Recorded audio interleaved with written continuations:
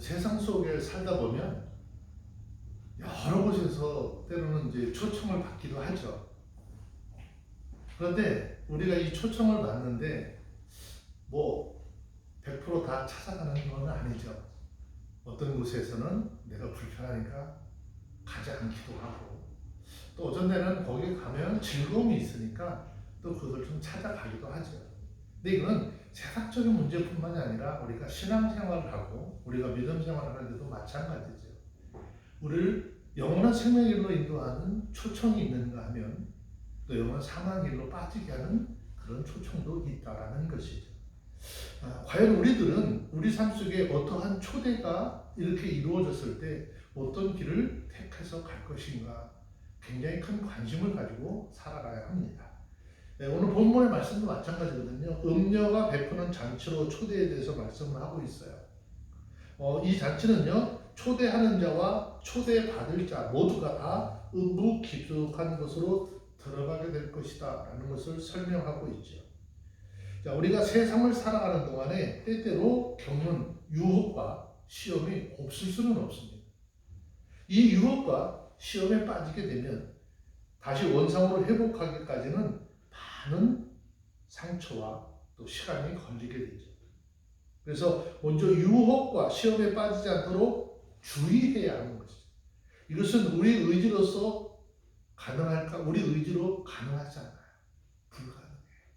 그래서 늘 하나님의 말씀의 가르침을 받아서 그 말씀의 인도함을 받아 살아가야 하는 것이죠.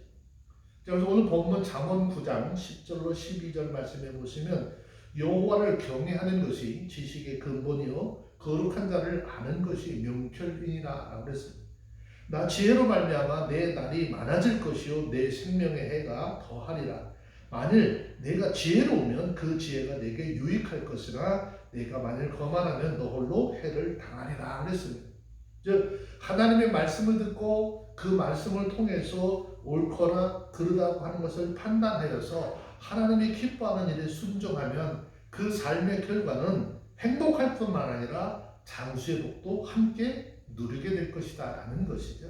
자, 그러나 하나님의 말씀의 가르침을 받아 그 지혜로 충만하지 않고 자신의 생각, 자신이 가지고 있는 지혜를 믿고 거만하게 행하면 그렇게 혼자 소위 세상적으로 얘기하면 좀 잘난 체 하다가 어떻게 해만 당하게 될 것이다 라는 것이죠. 그 이유는 선택과 어떤 결과의 도움은 그 책임이 다른 사람에게 있는 것이 아니라 전적으로 우리 개개인들에게 담겨있기 때문이죠. 그래서 우리 모두 하나님의 말씀의 가르침을 받아서 지혜로 충만해서 생명의 일로 인도함을 받는 우리 모두가 되어주시기를 주의 이름으로 축원합니다. 우리들은 잠언 9장 말씀을 통해서 한 가지 깊이 생각해야 될 것이 있어요. 이 잠언 9장을 살펴보면 여기에 등장하는 사람이 두 부류의 사람이 등장을 해요. 즉 한 사람은 지혜의 초대를 받는 사람이 있는가 하면 지금 본문에서 말씀하고 있는 것처럼 음녀의 초대를 받는 그런 사람이 있다는 것이죠. 자, 이 말씀을 통해서 우리가 깨달아야 할 것은 지금 이 시대의 모든 교회 안에서 신앙생활을 하고 있는 모든 사람들이 각자가 다 나름대로 올바른 신앙생활을 한다라고 하고 있지만 다 올바른 길로 가고 있는 것이 아니라는 것을 비유로 설명하고 있는 것이죠.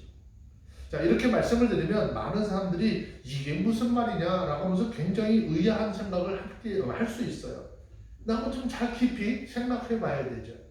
자, 두 종류의 신앙은 이렇게 나눠집니다. 하나는 하나님의 지혜를 따르는 신앙이고 또 다른 하나는 미련한 여인을 따르는 생활하는데 여기서 말하는 미련한 여인은요, 음녀를 의미하는 것이죠. 그런데 예수님께서 신약에 와서 이런 말씀을 또 이런 일을 시로 비유를 해서 말씀하셨어요. 그 말씀이 바로 마태복음 13장 24절로 30절의 말씀인 것이죠.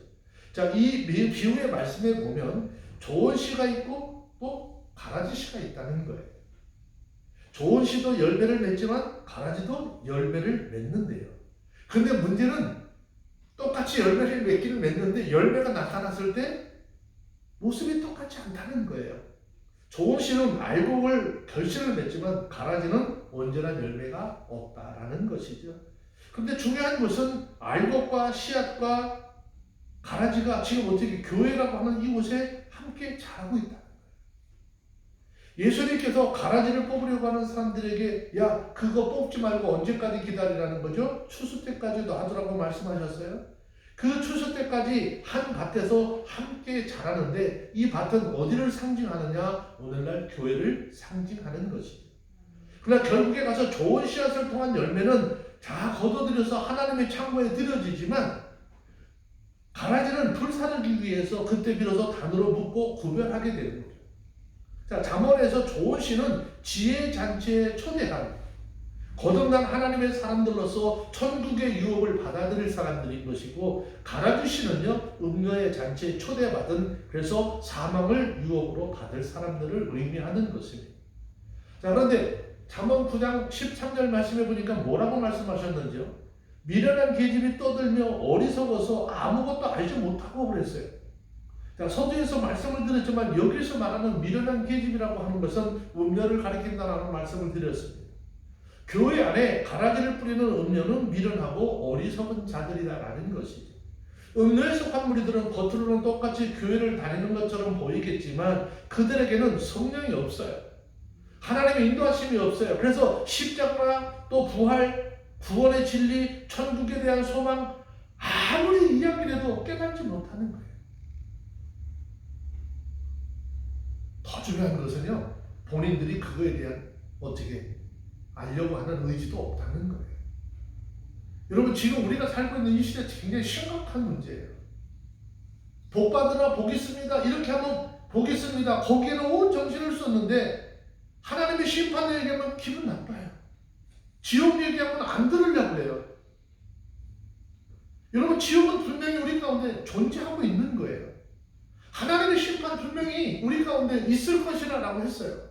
그럼 우리는 이 하나님의 말씀의 가르침을 따라 믿어야 하는 것이고 살아야 하는 것이죠. 자, 그런데 본문 잠언 9장 14절 15절 말씀을 보니까 이 음녀의 특징이 있어요.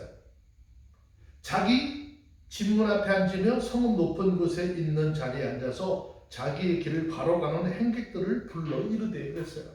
자, 15절 말씀에 보면 자기의 길을 바로 가는 행객들을 불러 그랬어요.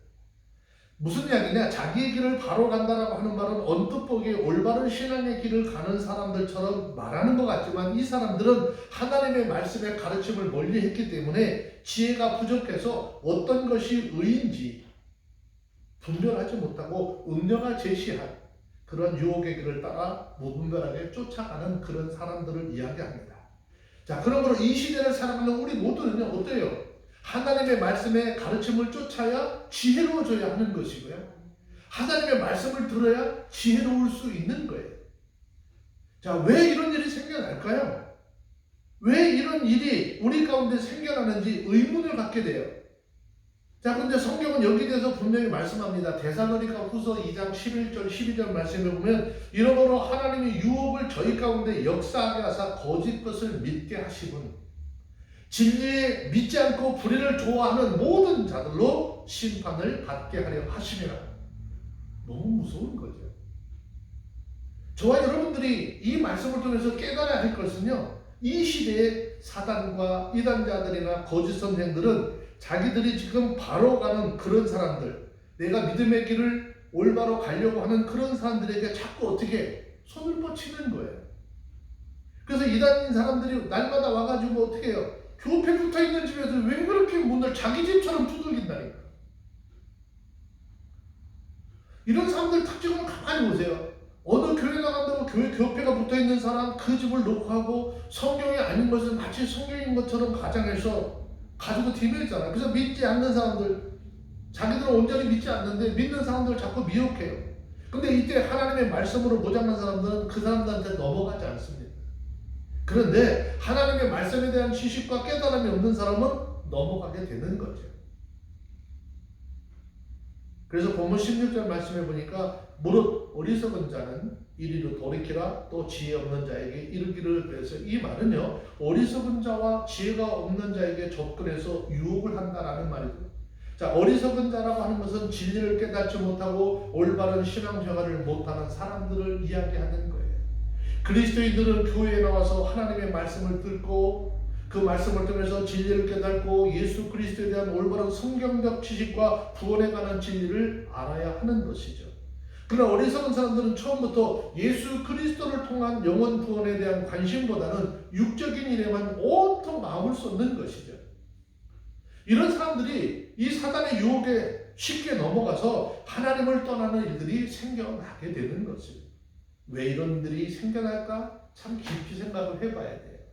그 이유를 살펴보면 하나님의 말씀이 우리의 지혜가 되어서 우리의 삶을 지혜롭게 걸어갈 수 있도록 해야 하는데, 지혜가 없기 때문에 음녀의 초대에 음하여서 음녀가 마시게 하는 음행의 포도주를 함께 마시고 취하게 되는 것이죠. 자, 하나님께서는 교회 안에 이와 같은 음녀의 무리를 어떻게 보내셨대요?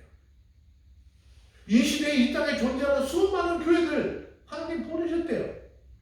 근데 그 가운데서 미련하고 지혜 없는 자들, 즉 하나님 마음에 하나님 두기를 싫어하는 사람들을 하나님 어떻게 추스려내시고 심판을 받게 하시려고 하셨다라고 하는 거예요. 그러니까 우리가 똑같이 교회를 다닌다고 다 교회를 다니느냐? 아니라는 거죠. 지금 내 마음, 내 신앙의 중심이 어디에 있는지 너무 중요한 거예요. 성경은요, 베드로전서 5장 8절에 있는 말씀 보세요. 근신하라, 깨어라. 너희 대적 마귀가 우는 사자와 같이 두루 다니며 삼킬 자를 찾느니라 그랬습니다. 우리가 진리의 말씀, 하나님의 말씀으로 깨어있지 않으면 여러분 이 이단 사상과 잘못된 가르침에 쉽게 속아 넘어갈 수밖에 없는 거예요. 그래서 늘 제가 말씀드리죠. 지금 내가 어떤 교회를 다니냐 그게 중요한 게 아니라 이 시대 마지막 시대에 어떤 목회자를 만나서 내가 신앙적으로 잘 케어를 받느냐 너무너무 중요한 거예요. 자, 그러면 음료는 이처럼 지혜 없는 어리석은 사람들 초대해서 그들에게 무엇을 먹게 하실까? 자, 잠언 9장 17절 18절 말씀에 보면 아주 무서운 말씀을 하고 있어요. 도적질한 물은 달고 몰래 먹는 떡이 맛있다 하는도다. 오직 그 어리석은 자는 죽은 자의 그의 곳에 있는 것과 그의 객들이 음부 깊은 곳에 있는 것을 알지 못하느니라. 그들은 음녀에게 초대를 받아서 어떤 물을 마시느냐? 도둑질한 물을 마시고 몰래 훔치떡을 먹는데요. 자, 그러면 여기서 말하는 도적질한 물은 무엇을 얘기할까요? 물은 예수님의 목마른 인생들에게 마시게 하는 생수를 이야기하는 것이죠.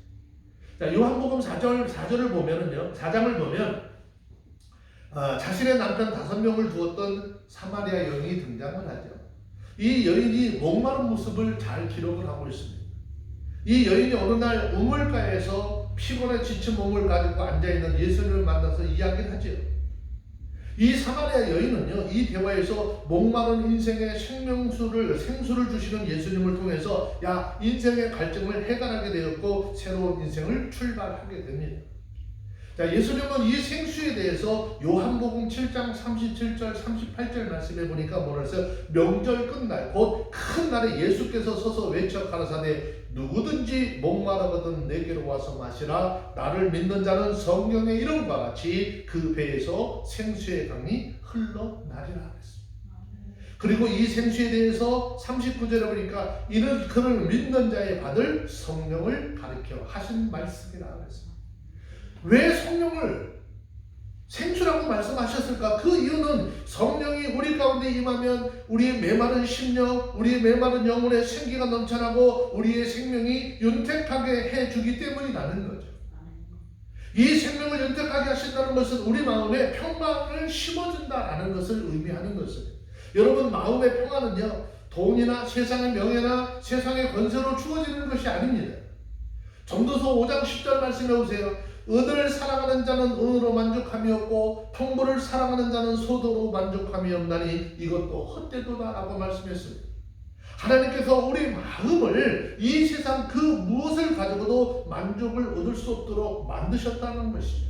그렇기 때문에 세상보다 더 큰 하나님을 소유하게 되면 우리는 어떻게 그 안에서 만족감을 누릴 수 있게 되는 것입니다. 우리는 가끔 TV를 통해서 좀 안타까운 뉴스들을 접하게 되죠. 그 중에서 특히 여자들 도박장에서 붙잡혀 온 사람들 자꾸 나오잖아요. 참 안 돼 보여요.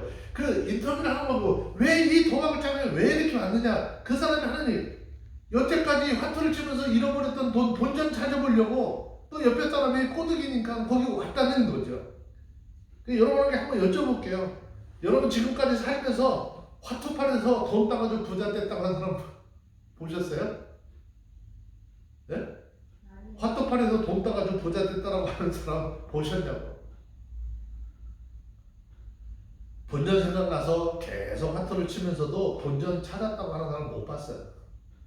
과거를 돌아보면 어떻습니까? 투전에 미쳐버려서 자기 아내 또 자기 남편도 팔아먹고 남편은 아내라도 팔아먹는 또 부모는 자식이라도 팔아먹는 아주 비정한 일들이 생겼어요. 결국은 뭐죠? 그걸 통해서 한 가정이 파탄이 되는 것을 알면서 왜 이런 문제, 이런 꼬임에 자꾸 넘어가는 것일까라는 거예요. 그러면 이건 세상적인 일만이니까 그렇지 않다는 거예요.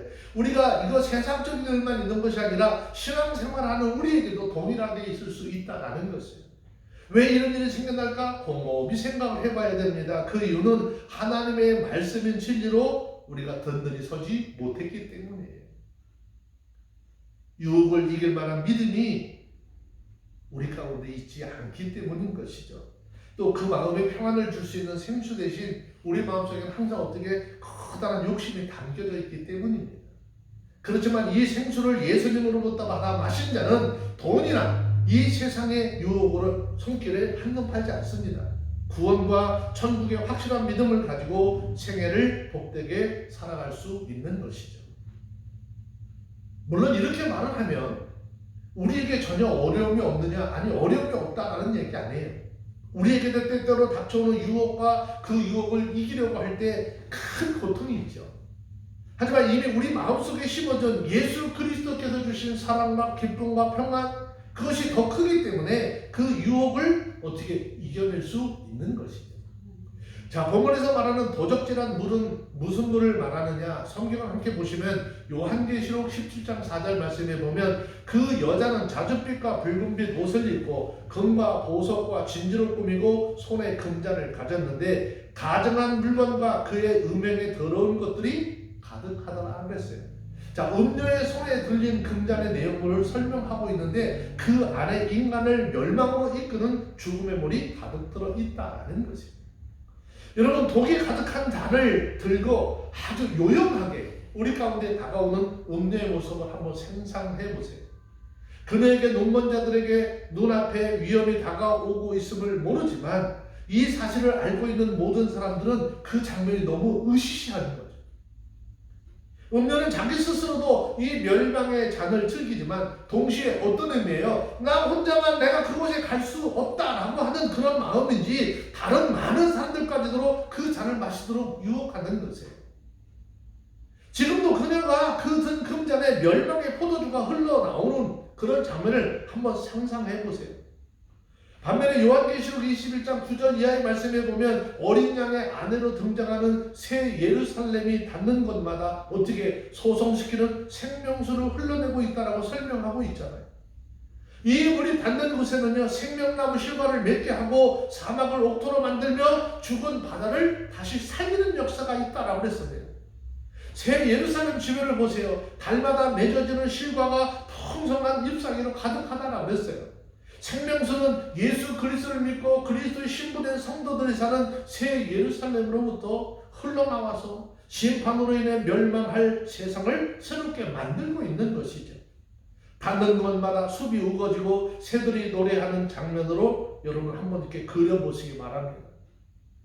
이 말씀을 통해서 우리가 깨달을 것은 이 시대를 살아가는 모든 그리스도인들에게 또 그리스도인들의 손에도 이 음녀의 금잔과 같이 예루살렘의 생명수 둘 중에 하나 분명히 들려져 있다는 거예요. 지금 내 손에 어떤 것이 들려져 있고 내 손에 들려진 그것을 통해서 내가 한 영혼 한 영혼을 생명의 길로 이끄는지 사망의 길로 이끄는지 분명히 깨달아야 하는 거예요. 만약 여러분들 주변의 사람들에게 하나님의 말씀을 전하지 않으면 덕을 끼치지 못하면 그들을 타락시키는데 앞장선다면 여러분들 이웃이나 친구들에게 음녀의 금잔과 같은 잘 포장되어져 있는 독을 건네는 것과 같다는 얘기예요. 여러분 입에서 나오는 말과 여러분들의 행실이 주변 사람들에게 감동, 감화를 주고 그들의 영혼을 새롭게 된다면 여러분들은 생명수의 역할을 하고 있다라는 것이죠. 살리는 역사. 그리스도인들은 이웃을 멸망으로 밀어넣는 그런 존재가 아니라 이웃에게 예수 그리스도께서 주시는 생명수를 마시게 해서 그 영혼의 생명을 소생하고 거듭나게 하는 그런 사람들인 거예요. 이웃을 구원의 길에서 조금이라도 멀어지게 하는 행동을 한다면 멸망으로 가득한 금잔을 가지고 있는 음녀와 그를 조정하는 사단의 동지가 되었다라고. 사단은 아마 뒤에서 너무너무 좋아할 거예요. 여러분들은요, 우리 말이나 행동 하나가 내 이웃을 멸망으로 밀어넣을 수 있다라는 생각을 가져야 하는 거예요. 하나님은 우리를 통해서 영원한 생명의 말씀을 전함으로 영원한 생명으로 한 영혼을 초대하기를 원하고 계시죠. 여러분들이 이 사역을 잘 감당할 수 있기를 주의 이름으로 축원합니다. 다음을 살펴보면 음녀를 불러 모은 행객들에게 몰래 먹는 떡을 먹인다 그랬죠? 여기서 몰래 먹는 떡은 어떤 의미일까요? 몰래 먹는 떡? 남이 훔쳐서 먹으면 맛있죠? 이들이 먹이는 떡은요, 우리가 생각하는 그런 떡이 아니라 몰래 먹이는 떡, 이것은 바로 우리 생명을 죽이는 거짓 그리스도인의 그런 가르침을 얘기합니다. 적그리스도의 가르침. 예수님 외에 우리에게 생명의 떡이 없고 이 떡은 성경에서 증거되고 있는 것인데 우리는 이 떡을 말씀을 통해서 먹는 거예요. 그래서 우리의 생명을 풍성하게 하고 우리를 신앙적으로 성장하게 만드는 것이에요. 그런데 몰래 먹는 떡은요, 공개적으로 먹는 떡이 아니에요. 성경이 증거해주는 이 생명의 떡이 아니라 마지막 예수님께서 재림하시기 전에 적그리스도가 이런 떡으로 세상에 나타나는 거죠. 그러면 하나님께서 누구에게 이런 도적질한 물과 몰래 먹는 떡을 먹으시는 것일까? 이런 물과 떡은요, 초대받아 먹을 대상자가 이미 작정이 되어져 있다는 거죠. 그 대상은 앞에서 살펴본 것처럼 하나님의 말씀, 진리의 말씀에 귀를 기울이지 않냐고 하나님의 뜻을 거역하는 생활을 할 때 이런 자들이 반드시 손님으로 찾아오고 이 음료를 따라갈 때에 반드시 도적질한 물을 마시게 되고 그와 함께 더불어 멸망을 당하게 될 것이라는 거죠. 여러분, 이 세상이 말세가 되면 될수록 그 미혹의 영의 역사가 하나님의 교회 안에서 더욱더 기승을 부린다라고 말씀을 하고 있잖아요. 디모데전서 4장 1절 말씀을 보시면요, 그러나 성령이 밝히 말씀하시기를 후일에 어떤 사람들이 믿음을 떠나 미혹케 하는 영과 귀신의 가르침을 쫓을 것이라 그랬어요. 이 말은 미혹의 영으로 귀신의 가르침을 먹으면서도 이것이 거짓된 복음인지 거짓된 것인지 모른다는 것이죠. 그러므로 이 시대에는 하나님의 말씀에 대한 올바른 가르침을 받아야 하는 거예요. 우리 예수님 마태복음 13장에서 들려주신 가라지 비유에서 가라지를 뿌리는 사람들이 잘 때에 마귀가 와서 어떻게 그렇게 했다라고 했어요. 이 말은 잠자는 심령 속에 마귀가 가라지를 덧뿌린다 그런 뜻이에요. 그리스도인들의 생활에 올바른 예배가 없고 기도가 없고 감사가 없고 찬양이 없으면 가라지가 뿌려지는데, 그러면 그 심령 한편에 알곡이, 한편에는 가라지가 한 곳에서 함께 자라나게 되는 것이죠. 그래서 영적으로 잠들면 분별력을 잊어버려서 도적질한 물을 마시게 되고 또 몰래 먹는 떡을 함께 먹게 된다 그 말이에요. 자, 그런데 더 중요한 것은 이 물을 마시고 이 떡을 먹는 날이면 신앙적으로 넘어지고 진리의 말씀을 들어도 깨닫지 못하고 그 말씀이 마음에 닿지 않아서 오히려 그 하나님의 말씀을 거역하는 완악한 마음이 생겨난다는 거예요. 그 이유는 마귀가 이미 그 마음속에 가라지를 씨 뿌려 놓았기 때문입니다. 그러므로 마지막 때를 향해 살고 있는 저와 여러분들 모두가 지혜로운 사람들이 되어서 지혜자의 잔치에 참여하여서 그 잔치집에서 시간마다 생명의 생수를 함께 마시고 생명의 떡을 먹는 복된 하나님의 사람들의 삶이 되시길 바랍니다. 우리들이 깨달아야 할 것, 하나님 앞에 경배하면서 예배드리는 자리에 지혜자의 잔치요 또 이 천국의 잔치를 통해서 저와 여러분들 날마다 생명수를 마시는 것이고 생명의 떡을 먹게 되는 것입니다. 여러분, 성경은 우리에게 분명히 이렇게 증거하고 있습니다. 히브리서 9장 27절 28절 말씀해 보세요. 한번 죽는 것은 사람에게 정한 것이고 그 후에는 심판이 있으리니 이와 같이 그리스도도 많은 사람들의 죄를 담당하시려고 단번에 들이신 바 되었고 구원에 이르게 하기 위하여 죄와 상관이 없이 자기를 바라는 자들에게 두 번째 나타나시리라. 예수님 초림에 말씀이 육신되어 우리 가운데 나타나셨잖아요. 죽으셨지만 부활 승천하셔서 두 번째 우리 가운데 나타나실 때는 심판주 하나님으로 우리 가운데 나타나시는 거예요. 그때 어떤 일을 하기 위해서 예수 믿는 사람과 믿지 않는 사람들, 올바른 하나님의 말씀을 따라 신앙생활을 하는가 그렇지 않은 사람들을 나누어서 심판해서 하나님 나라에 들어가게 할 자들은 하나님 나라에 들어가도록 하시겠다. 모든 사람들이 이 지상에서 삶이 끝나면 그 뒤에 반드시 하나님의 엄중한 심판이 있음을 깨닫고 헛된 것과 거짓된 것에 한돈 팔지 말고 하나님의 진리의 말씀에 굳게 서서 재림의 소망을 두고 믿음으로 승리하는 우리 모두가 다 되어주시기를 주의 이름으로 축원합니다. 기도하겠습니다. 할렐루야. 걸어가신 아버지 하나님 감사합니다. 오늘날 우리의 귀에 우리를 초대하는 수많은 소리들이 있습니다. 어떤 소리에 귀를 기울이고 어떤 길을 따라갈 것인지 오늘 우리가 하나님 앞에 다짐하게 하시고 진리요 생명길 이 길을 따라 걸어가는 우리 모두가 되게 하여 주옵소서. 오늘 이 말씀을 통해서 듣는 영혼들에게 하나님의 말씀만 따라가는 복된 삶이 되게 하시고 주의 영광을 돌리도록 축복하옵소서. 예수님의 이름으로 기도합니다. 아멘.